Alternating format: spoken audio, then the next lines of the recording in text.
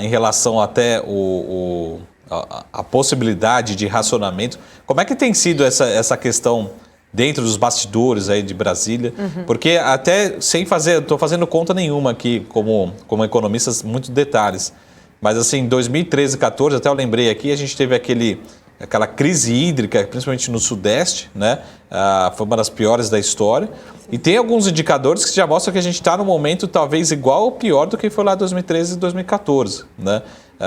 Então, será que realmente estão levando a sério a questão hídrica? Porque parece que assim, a gente já está falando de questão hídrica mesmo aqui na BMC, já tem há muitos meses, né? Agora, será que vai realmente entender que está piorando, pode piorar, né? Porque realmente deixar acontecer para tomar as atitudes, enfim, qual que é o tamanho da preocupação aí no dia a dia, nos bastidores, em relação a esse tema, que acaba impactando a confiança do consumidor, decisão do empresariado, investimento, crescimento para o ano de 2022, né? Falando já um pouco de PIB, mas é uma questão realmente que pode, talvez, definir até mesmo a eleição, né? Talvez sendo um pouco radical, né? É um bom ponto, Marco. Eu acho que o pronunciamento ontem do ministro demonstra preocupação, tá? Acho que a turma aqui ainda não tem revelado qual é o verdadeiro cenário que eles têm trabalhado, até porque existe essa questão imponderável que é a chuva, tá?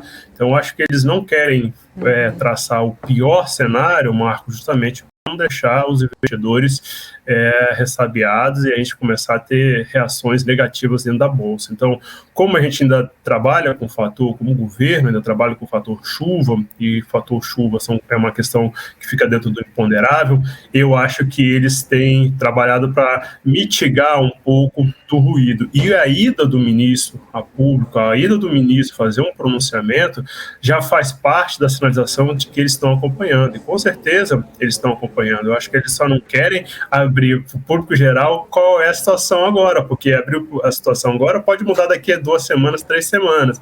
Então a gente pode ver um caos na Bolsa agora que é desnecessário, entendeu?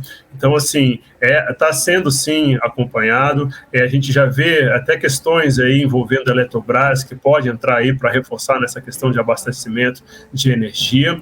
E agora é esperar. Eu acho que não tem muito o que fazer. Eu acho que dentro da questão de infraestrutura, logística, já tem basicamente muita coisa encaminhada. Agora a gente não tem muito o que esperar, a não ser essa questão da própria chuva. Com relação ao ponto sensível que você colocou, que acho que é muito importante, que é a questão da reeleição, que é um possível racionamento, pode impactar aí numa reeleição. Eu acho que é muito interessante a gente trazer o seguinte puzzle para vocês. Há sim esse risco, mas acho que esse risco está ligado diretamente, Marco, com essa questão econômica, porque a gente vai sair desse pós-pandemia com essa expectativa de crescimento, expectativa de retomada de vários setores. Sem energia, então coloca isso em xeque, e colocando isso em xeque, a economia pode ficar combalida no próximo ano, e isso pode ter impacto eleitoral.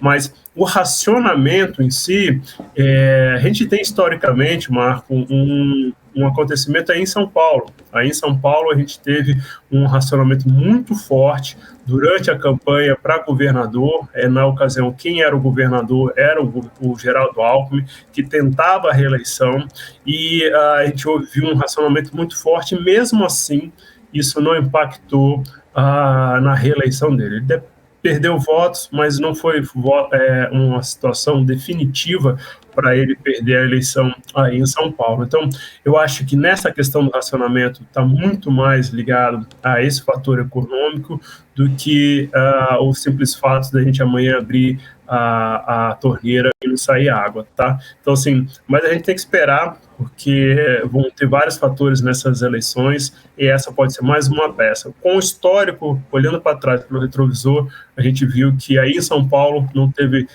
um impacto tão grande quando teve essa reeleição. Já tem um outro elemento também, para a gente colocar dentro desse puzzle. Se lembra que a gente estava vivendo ali, no meio da pandemia, um apagão que teve lá no Acre, que foi bem no meio de uma eleição municipal? Exato. Ali, o apagão que a gente teve no Acre teve impacto na eleição do prefeito, que era o prefeito, inclusive, ligado ao Davi Alcolumbre, então senador, presidente do Senado. Então, assim, tem vários fatores que a gente vai ter que avaliar sobre esse aspecto aí do apagão e eleição. A gente tem elementos que dizem que não tem tanto efeito, mas a gente tem um exemplo recente também na eleição municipal que foi decisivo, que ali ficou bastante claro que o que aconteceu lá no Acre, em algumas regiões, ajudou alguns políticos a não avançarem aí em algumas reeleições.